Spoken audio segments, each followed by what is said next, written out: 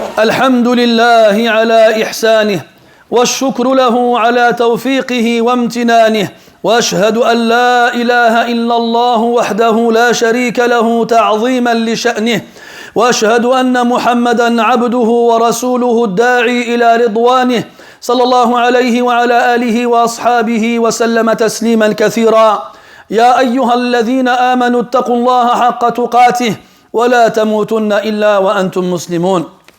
Chers musulmans, nous sommes aujourd'hui le premier jour du mois de Sha'ban. Et comme malheureusement beaucoup de musulmans aujourd'hui ignorent le calendrier musulman et ne connaissent pas les mois de ce calendrier-là, eh bien sachez que le mois de Sha'ban est celui qui précède celui de Ramadan. Il ne reste donc entre nous et le mois de Ramadan qu'un seul mois, le mois de Sha'ban. Et en général, à chaque année, pour l'occasion, les imams et les prêcheurs ont tendance à encourager les musulmans à jeûner durant le mois de Sha'ban, ce qui est une chose noble et louable, car c'est la tradition du prophète alayhi salatu wassalam qui multipliait les jours de jeûne durant le mois de Sha'ban. Et on y reviendra à la fin du prêche, incha'Allah ta'ala. Cependant, il y a quelque chose de récurrent, c'est-à-dire que tous les ans, dans les mosquées ou ailleurs, les gens viennent voir les imams ou les professeurs ou les chouyours et leur posent des questions en rapport avec le fait de rattraper les jours de Ramadan qu'ils n'ont pas pu faire précédemment. Et bien entendu, ces personnes-là ont un retard sur leur rattrapage. Donc l'année dernière, le Ramadan dernier, il y a des gens qui n'ont pas pu jeûner. Et on sait très bien que Allah tabaraka wa ta'ala a excusé et a donné aux croyants des permissions leur permettant de ne pas jeûner pendant le mois de Ramadan si bien sûr ils ont des excuses valables et de rattraper ces jours-là durant l'année. Allah ta'ala a dit فَمَنْ كَانَ مِنْكُمْ مَرِيضًا, celui parmi vous qui est malade أَوْ عَلَى سَفَرٍ, ou qui est en voyage, فَعِدَّةٌ مِنْ أَيَّامٍ أُخَرٍ, il devra alors rattraper les jours qu'il a manqués à cause du voyage ou à cause de la maladie plus tard, dans d'autres jours. Mais lorsqu'Allah il dit dans d'autres jours, est-ce que c'est illimité? Est-ce que ça veut dire que j'ai toute ma vie pour rattraper ces jours-là? Qu'est-ce que ça veut dire? Ça veut dire qu'on a jusqu'au Ramadan suivant pour rattraper les jours manqués pendant Ramadan. Donc là on est en 2022, en 1443 hégirienne. L'année dernière, en 2021, en 1442, il y a des gens qui n'ont pas pu jeûner. Des gens qui étaient malades, hommes et femmes. Des gens qui ont voyagé, hommes et femmes. Ils n'ont aucune excuse valable. L'année, elle passe, et on arrive au mois de Sha'ban. Ça veut dire qu'il ne reste plus qu'un seul mois pour le prochain Ramadan. Et malheureusement, très souvent, les gens se réveillent à la dernière minute. Ils disent, oh mince, j'ai pas rattrapé mon Ramadan l'année dernière. Subhanallah. 330 jours et quelques pour rattraper quelques jours, mais comme d'habitude, c'est notre religion qui vient toujours en dernier. C'est notre religion qui n'aura jamais la priorité. Alors on la laisse pour la fin. Et il y a des gens qui, heureusement, arrivent à saisir les derniers jours de l'année pour rattraper leurs jours, mais d'autres qui ne le font pas. Alors ceux qui ne le font pas, ça veut dire que c'est pas le Ramadan dernier qu'ils n'ont pas rattrapé. C'est des Ramadans d'années précédentes. Des fois, ils cumulent plusieurs Ramadans à la suite sans les rattraper. Et là, c'est à eux qu'on s'adresse. Les gens comme ceux-là se divisent en deux groupes. Le premier groupe, c'est des gens qui sont excusés, encore une fois. Ça veut dire que c'est des gens qui, par exemple, sont malades, une maladie longue et difficile à traiter, qui fait qu'ils ne peuvent pas rattraper leurs jours durant l'année. Eux, il n'y a pas de problème. Si Allah les a excusés, on ne va pas leur faire de reproches, nous. Ils doivent cependant rattraper leurs jours. S'ils sont capables de le faire. Si par contre, ils finissent par comprendre que leur état de santé ne leur permet pas de rattraper ces jours-là, alors ils doivent payer une compensation qui fera office de rattrapage de ces jours manqués, qui consiste à nourrir, pour chaque jour manqué, un pauvre, avec l'équivalent d'un ce qu'on appelle nisfu sa', là, 2 fois ce qu'on peut regrouper entre ses mains, ce qui équivaut à peu près à 1,5 kg, 1,5 kg, 1,5 kg. de la nourriture, de ce qui est mangé dans le pays où on vit. Ça, c'est pour ceux qui sont excusés. Aïcha radiyallahu anha nous disait qu'elle avait des jours de jeûne à rattraper et qu'elle ne pouvait pas le faire avant le mois de Sha'ban. Donc elle attendait le mois de Sha'ban pour rattraper les jours qui lui manquaient du mois précédent, de l'année précédente, pardon. Pourquoi est-ce qu'elle attendait le mois de Sha'ban? Parce qu'elle était occupée à servir le prophète alayhi salatu wassalam. Elle était au service du prophète sallallahu alayhi wa sallam et donc elle attendait le mois de Sha'ban pour rattraper les jours qui lui manquaient de Ramadan précédent.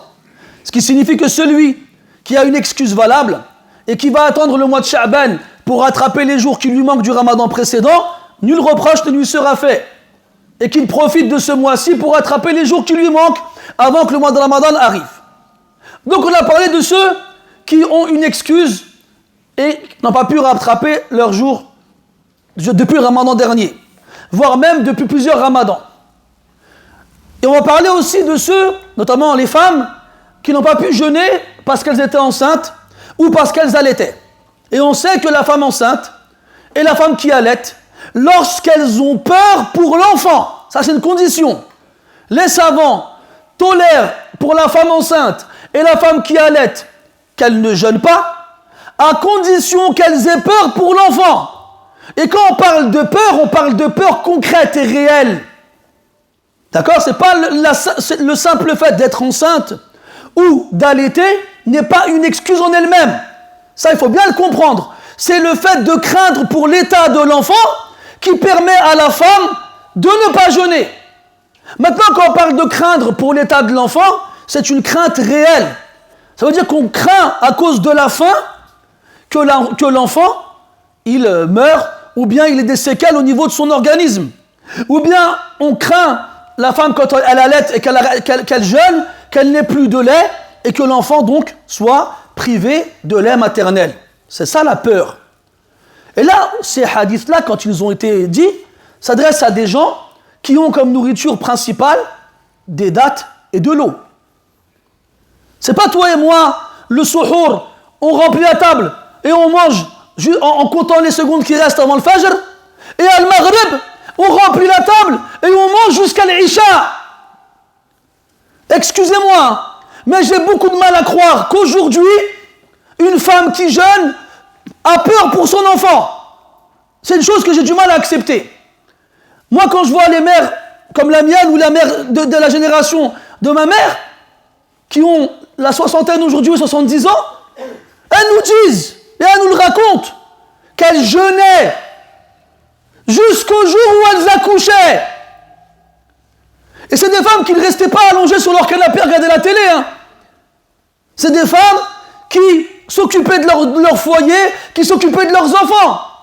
Il y a même quelqu'un qui m'a raconté, un ami proche, que sa mère, le jour de l'accouchement, son mari travaillait. Elle a commencé à sentir les douleurs de l'enfantement. Elle a d'abord fait le ménage à la maison. Elle a fait à manger pour son mari qui devait revenir après. Et elle est partie à l'hôpital en bus. En bus. T'imagines? Donc, je ne suis pas en train de dire que c'est impossible que les femmes d'aujourd'hui souffrent. On n'est pas dans ce problème-là. La femme qui souffre et qui ne supporte pas le jeûne quand elle est enceinte, elle est excusée. Elle a le degré du malade. On n'est pas en train de dire qu'elle n'est pas excusée. Nous, on parle de celles qui pensent que la grossesse ou l'allaitement sont en eux-mêmes des causes pour ne pas jeûner. Et ça, c'est faux. Ça devient des excuses pour ne pas jeûner lorsqu'on craint pour l'état de l'enfant. Et à ce moment-là, si vraiment crainte il y a, elle a le droit de ne pas jeûner. Maintenant, elle devra rattraper ses jours qui n'ont pas été jeûnés. Et chez certains imams, comme l'imam Ahmad et l'imam Shafi'i, elle devra, en plus d'avoir rattrapé ces jours-là, nourrir un pauvre pour chaque jour manqué. Bien entendu, cette amende, cette compensation sera aux frais du père. C'est le père qui devra nourrir pour chaque jour manqué un pauvre lorsque la femme n'a pas pu jeûner à cause de la grossesse ou à cause de l'allaitement. On a fini avec cette question-là. Il nous reste maintenant la dernière des 3 questions. Celui qui avait une excuse pour ne pas jeûner pendant le Ramadan et qui a laissé l'année entière passer jusqu'à ce que le Ramadan suivant arrive sans rattraper ses jours. 360 jours et il n'en a pas trouvé un seul pour rattraper ses jours. Surtout que nous en France, en région parisienne, dans le nord de la France, en hiver, on a des journées très courtes. C'est très facile de jeûner. Le subh il est à 7h du matin, le maghrib il est à 17h, 10h sans manger ni boire, c'est pas du tout la mer à boire. Et pourtant, malgré ça, il y en a qui viennent te voir, comme on dit chez nous, avec son visage normal, même pas tu sens un peu de gêne, un peu de confusion, il a dit normal. Il dit, ah frère, j'ai pas rattrapé mes jours, qu'est-ce que je dois faire? Hadi, normal. Mes frères, c'est une dette que vous avez envers Allah subhanahu wa ta'ala. Ces jours que vous rattrapez pas, c'est une dette que vous avez envers Allah subhanahu wa ta'ala. Le prophète sallallahu alayhi wa sallam, il a dit, uqdullah fallahu ahaqqu bil wafa. Remboursez Allah. Allah, il mérite plus que quiconque que vous remboursiez vos dettes envers lui. Il vient te voir, il te dit, ouais voilà, j'ai 2-3 ramadans, j'ai pas jeûné et j'ai pas rattrapé mes jours, qu'est-ce que je dois faire? C'est maintenant tu t'es réveillé, ça y est. Ah, j'ai oublié, j'ai des jours que j'ai pas rattrapés, bien sûr. Parce que tu n'écoutes pas ceux qui te disent qu'il faut rattraper les jours. Alors, il faut savoir que ce tafrit, cette insouciance, cette négligence est un péché. Et que toute personne qui ne rattrape pas ses jours en temps et en heure, c'est-à-dire avant le ramadan prochain, est dans le péché, il a fait un péché. Il doit donc se repentir de ce péché, premièrement. Ensuite, il aura toujours l'obligation de rattraper ces jours-là, deuxièmement. Et enfin, il devra, chez l'imam Malik et chez l'imam Ahmad et chez l'imam Shafi'i, il devra payer une amende en plus des jours qu'il n'a pas rattrapé encore. Pour chaque jour manqué, il devra nourrir un pauvre. Il devra nourrir un pauvre. Après, je vous passe la divergence de quelqu'un qui a plusieurs ramadans cumulés. Est-ce qu'il devra nourrir seulement un pauvre pour chaque jour? Ou bien est-ce qu'il devra nourrir un pauvre pour chaque année manquée? Imaginons quelqu'un, il n'a pas jeûné 10 jours en 2019. Et il n'a pas rattrapé ces 10 jours-là jusqu'en 2020. Et 2021, pareil. 2022, il se rappelle. Oh, j'ai pas fait 10 jours il y a 3 ans. Est-ce qu'il devra rattraper ces 10 jours et nourrir 10 pauvres? Ou bien est-ce qu'il devra nourrir 30 pauvres? Un pauvre pour chaque année. Il y a des savants qui disent oui, qu'il devra nourrir un pauvre pour chaque année négligé. Et c'est ça là le problème, mes frères. Nous sommes négligents. Nous sommes insouciants. Rafilin. On s'en fiche. Ça ne nous embête pas. Ça ne nous dérange pas. C'est que Allah. C'est que l'islam. C'est que des dettes envers Allah. C'est pas grave. Et là, on revient au hadith qu'on a évoqué au début du prêche. Quand on a vu le prophète, alayhi salatu wassalam, jeûner autant le mois de Sha'ban, au point où il y a même des compagnons qui ont dit qu'il le jeûnait entièrement le mois de Sha'ban. Ils lui ont dit, ah Rasulallah, on t'a pas vu jeûner dans un mois comme le mois de Sha'ban. Pourquoi? Et qu'est-ce qu'il a répondu, alayhi salatu wassalam? Il a dit, ذاك شهر يغفل عنه الناس بين رجب ورمضان. Et c'est parce que c'est un mois que les gens négligent beaucoup. Le mois qui se trouve entre Rajab et Ramadan. Donc Rajab, c'est un mois sacré. Et les mois sacrés, ils ont une importance capitale. Et les musulmans, depuis toujours, font très attention à leurs actions durant les mois sacrés. Avant, au mois de Rajab, les gens, ils se tenaient à carreau. Ils augmentaient leurs efforts dans les adorations et s'éloignaient encore plus des péchés. Puis il y a Ramadan, qui est le meilleur des mois de l'année. Ce mois dans lequel les portes du paradis sont ouvertes, les portes de l'enfer sont fermées et les récompenses sont multipliées. Alors les gens faisaient très attention pendant le mois de Ramadan et faisaient beaucoup de bonnes actions et délaissaient les péchés encore plus que dans le reste de l'année. Et entre ces deux mois, il y a le mois de Sha'ban, entre guillemets un mois normal, qui n'est ni un mois sacré comme Rajab, ni un mois sucré comme Ramadan. Alors c'était un mois normal dans lequel ils relâchaient leurs efforts. Et le prophète, alayhi sallam, il avait remarqué ça. Et donc lui, lorsque les gens relâchaient leurs efforts, il augmentait les siens. Parce que l'adoration qui est accomplie à un moment où les gens sont le plus insouciants et négligents, est meilleure auprès d'Allah subhanahu wa ta'ala. C'est pour ça que la prière de la nuit, par exemple, est meilleure que la prière du jour. Parce qu'au moment où les gens ils vont dormir et se reposer, toi tu te lèves et tu pries. Et ainsi de suite. Mais le problème, mes frères, c'est qu'aujourd'hui, qui donne de l'importance à un mois dans l'année, billah alaykoum? Dites-le moi. Montrez-le moi. Cette personne-là qui fait attention au mois de Rajab. Cette personne-là qui change ses habitudes au mois de Ramadan. J'aimerais trop savoir qu'est-ce que le prophète aurait dit sallallahu alayhi wa sallam si nous avait vu nous aujourd'hui. Nous, des musulmans, qui ne donnons d'importance à aucun mois de l'année. Aucun. La plupart d'entre nous ne connaissent même pas les mois de l'année en islam. La plupart d'entre nous ne savent pas quels sont les noms des mois musulmans. Je ne parle même pas des mois sacrés dans l'année. La plupart d'entre nous, pendant le mois de Ramadan, qu'est-ce qui change? Rien. Si ce n'est je jeûne avec les gens et je fais l'Isha à la mosquée, marra, Tarawih, si jamais j'ai envie, je fais rak'atayn, après je rentre chez moi. Il y a des gens pour lesquels la vie reste la même pendant Ramadan. Donc dites-moi, mes frères, à ce moment-là, avec des gens comme nous, est-ce que Sha'ban, il se distingue du reste des mois de l'année? Non, c'est pareil. C'est pareil. Nous, on vit avec des gens, ou plutôt, on est des gens qui pouvons rester assis devant nos télés des heures pour regarder des films, pour regarder des séries. En plus, maintenant, avec le streaming, c'est pas un épisode, c'est toute la saison. Il y en a, ils se préparent. Et c'est quoi cette nuit-là? J'ai une saison en retard, je vais la regarder d'une traite. Il y a combien d'épisodes? Il y en a 15. Combien de temps il dure? Une demi-heure chacun. Alors tu le vois, il prend un paquet de popcorn, un paquet de chips, une bouteille de coca, il s'installe dans son canapé. Cette nuit, c'est Qiyam streaming. Qiyam Layl, mais avant je vois Qiyam Layl. Eux, ils ne connaissent pas Qiyam Layl. Faire ça pour prier ou lire le Coran, ça ne lui traversera jamais l'esprit. Par contre, il se sent mal de ne pas avoir vu la dernière saison de la série à la mode. Il se sent mal quand il arrive au travail ou à l'école et que tout le monde parle du dernier épisode. Ah non, me dites pas, je vais le voir ce soir. Mais il a 10 épisodes en retard. Mais wallah, que ces 10 épisodes-là, il va les rattraper en une nuit. Une nuit!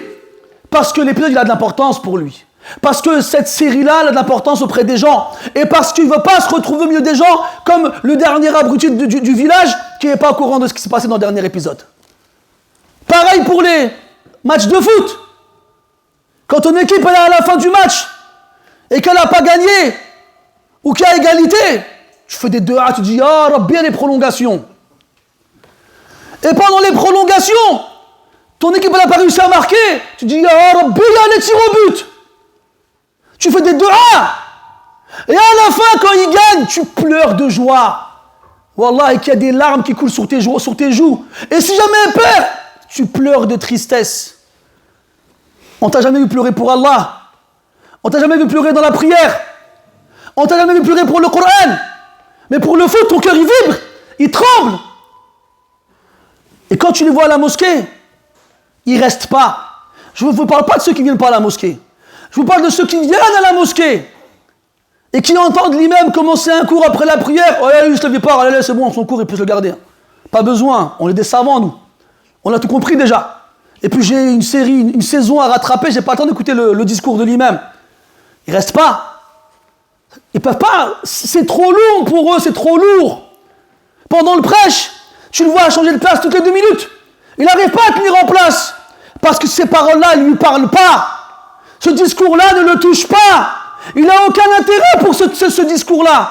Alors que quand il est bien installé dans sa chaise au cinéma et qu'il regarde le dernier film de je ne sais pas quoi, 3 heures elles passent, il n'a pas bougé d'un centimètre. Si on pouvait prendre une photo au début et à la fin, tu verrais aucune différence entre les deux photos. Parce que le cœur, il est là, il est présent. On est capable de courir toute la journée, que ce soit pour le travail, pour l'école ou pour le sport, sans ressentir la moindre fatigue, la moindre lassitude. Par contre, le vendredi, on cherche les mosquées en fonction du temps du prêche. Ah, va pas là-bas, l'imam il fait le prêche trop long. Par contre, va là-bas, l'imam, 5 minutes c'est fini. C'est ça qu'ils veulent, c'est ça que les gens ils veulent aujourd'hui. Ils veulent des khutbas, des prêches à l'image de leur vie. Des khotab fast food. Des fast khotab. Tu viens, comme nous aujourd'hui on fait avec Amazon. On ne veut pas attendre quand tu reçois un message qui te dit vous allez être livré entre 15h et 18h.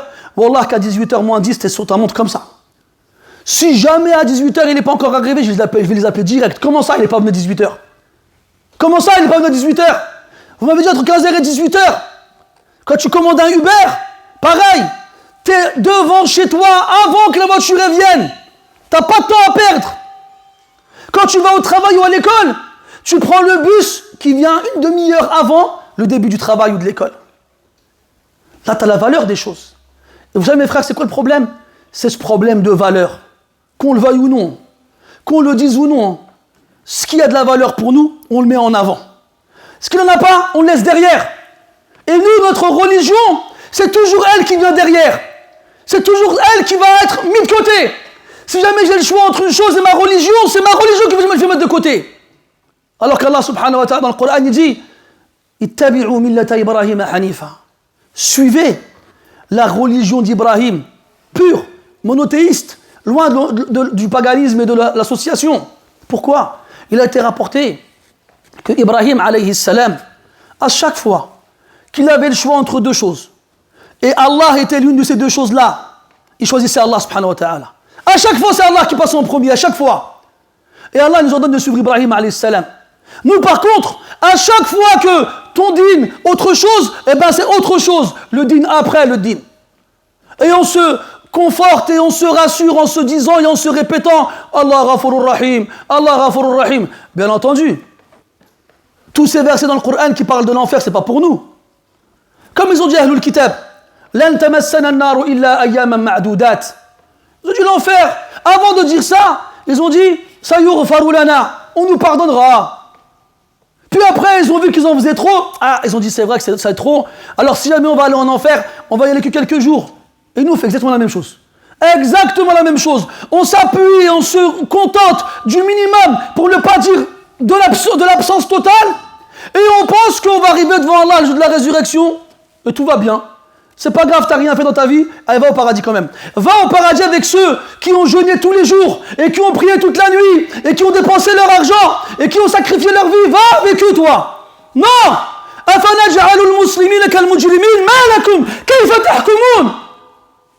Est-ce qu'on va mettre les criminels et les soumis au même rang? Mais qu'avez-vous? Comment est-ce que vous jugez?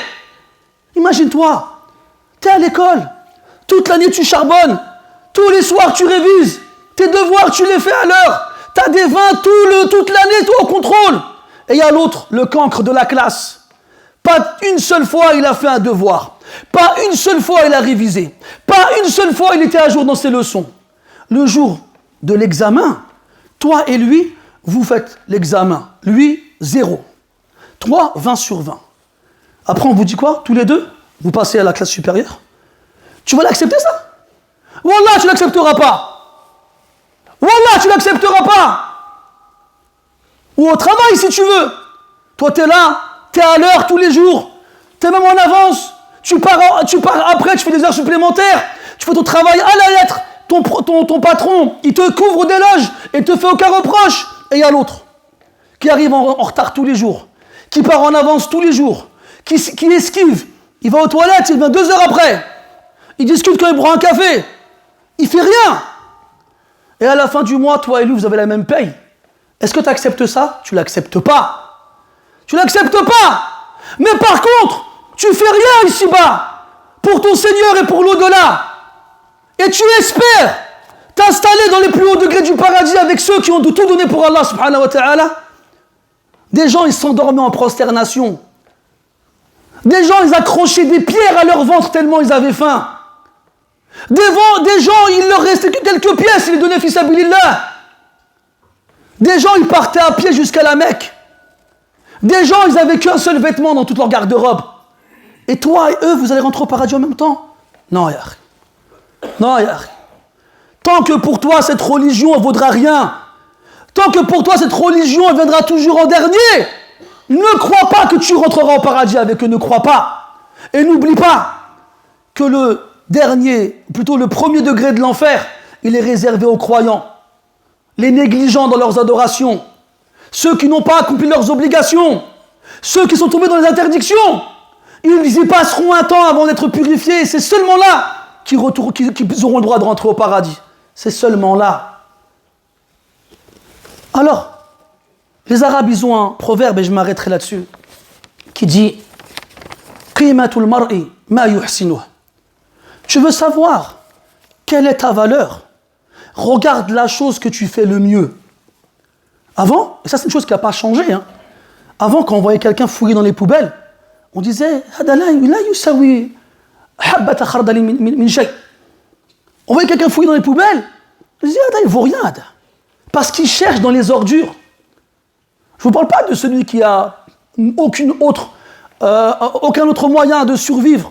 Non, quelqu'un en pleine journée, les gens ils passent ici et là, il va, il ouvre la poubelle, il cherche dedans comme s'il était au magasin. On va dire celui qui cherche dans les ordures, c'est quelqu'un qui n'est qu'une ordure. C'est quelqu'un qui ne vaut rien. Et de l'autre côté, même aujourd'hui encore, quand tu vois quelqu'un qui travaille dans la finance, hein, les traders, les courtiers, des gens qui font des milliers, des millions d'euros par jour, tu regardes comme ça, tu te dis, ah lui, Musta'araf B, Tabarakallah alayh, ah lui il a de l'argent. Parce que nous aujourd'hui, les gens ils ont de la valeur quand ils ont de l'argent, parce que l'argent a de la valeur à nos yeux. Comme il disait l'autre, رأيت الناس قد مالوا إلى من عنده مال ومن لا عنده مال فعنه الناس قد مالوا رأيت الناس منفضة إلى من عنده فضة ومن لا عنده فضة فعنه الناس منفضة رأيت الناس قد ذهبوا إلى من عنده ذهب ومن لا عنده ذهب فعنه الناس قد ذهبوا. Les gens ils vont vers ceux qui ont de l'argent. C'est tout ce qui les intéresse, l'argent, l'argent, l'argent. Mais quand tu vas mourir mon frère, ton argent il va rester derrière. Et c'est tes héritiers qui vont en profiter, pendant que toi tu ne seras que là à te lamenter. Parce que tu n'as pas suffisamment œuvré ici-bas.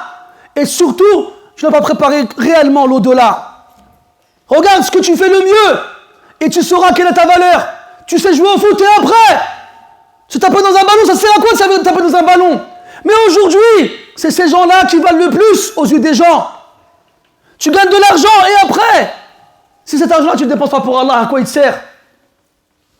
Tu es un médecin et après, si tu sais soigner les gens et tu laisses mourir ton cœur, wallahi mes frères, la valeur qui compte, c'est celle qu'Allah il te donne. Et si tu veux savoir quelle valeur tu as auprès d'Allah, regarde quelles valeurs son livre il a dans ton cœur. Si tu l'ouvres jamais, tu le lis jamais, et qui vaut rien pour toi, comme ces jeunes-là, qui sont là en train de jurer sur le Coran ci, le Coran ça. Le Coran, j'ai vendu telle quantité de shit. Le Coran, je suis sorti avec telle fille. Le Coran, j'ai fait le haram. Ils jurent sur le Coran pour justifier le haram. C'est ça la valeur du Coran chez toi. Qabbahakallah. C'est horrible de dire une chose pareille. C'est devenu normal. Parce que c'est ça la valeur du Coran dans sa bouche à celui-là. Dans sa bouche à celui-là, et dans son cœur, il n'y a pas une lettre du Coran, pas une seule. Mes frères, c'est bientôt Ramadan. Il reste un mois. Et comme Allah nous l'a prouvé, il nous le prouve tous les jours, personne n'a la garantie d'arriver vivant ce jour-là. Et personne n'a la garantie de pouvoir le jeûner entièrement et de sortir jusqu'au mois d'après. Personne. At-tawba, at-tawba. Qu'on revienne vers Allah subhanahu wa ta'ala. Qu'on revienne vers Allah sincèrement et solennellement et franchement. Et que celui qui a des dettes envers Allah, qu'il s'en acquitte avant que la mort ne vienne sans prévenir. نسأل الله سبحانه وتعالى بأسمائه الحسنى وصفاته العلى أن يعيذنا من الغفلة. اللهم لا تجعلنا من الغافلين. اللهم لا تجعلنا من الغافلين. اللهم اجعل دينك أحب إلينا من كل شيء. اللهم اجعل الأولية والأسبقية لدينك قبل كل شيء يا رب العالمين. اللهم اجعلنا ممن يحبك وممن يحب رسولك وممن يحب دينك أكثر من كل شيء. أكثر من حبهم لأنفسهم. أكثر من حبهم حبهم لأهليهم أكثر من حبهم لأموالهم يا رب العالمين. اللهم أصلح ما فسد من قلوبنا، اللهم اقبل توبتنا وثبت حجتنا وامحو حوبتنا واسلل سخيمة قلوبنا. اللهم إنا نسألك إيمانا لا يرتد ونعيما لا ينفد وقرة عين لا تنقطع ومرافقة نبينا صلى الله عليه وسلم في أعلى فراديس الجنان. اللهم كن للمحتاجين من أمة رسولك يا رب العالمين. اللهم كن للمحتاجين من أمة رسولك يا أرحم الراحمين. امرأة جاءتني قبل الخطبة طلبت مني الدعاء لابنتها وهي تعاني ظروفا صعبة. نسأل الله تبارك وتعالى أن يكون عند حسن ظنها به، ونسأل الله سبحانه وتعالى أن يعينها وأن يسددها وأن يوفقها وأن يبارك لها في نفسها وعلمها ومالها وأهلها. ونسأل الله سبحانه وتعالى أن يصلح جميع أحوال المسلمين. اللهم أصلح أحوال المسلمين، اللهم أصلح أحوال المسلمين، وانصر من نصر الدين، واخذل من خذل المسلمين، وأعز الإسلام والمسلمين يا رب العالمين. اللهم صل وسلم وبارك على عبدك ورسولك محمد وعلى آله وأصحابه أجمعين. سبحانك اللهم وبحمدك أشهد أن لا إله إلا أنت، نستغفرك ونتوب إليك. وصلى الله على نبينا محمد وعلى آله وأصحابه أجمعين، والحمد لله رب العالمين. وقوموا إلى صلاتكم يرحمكم الله.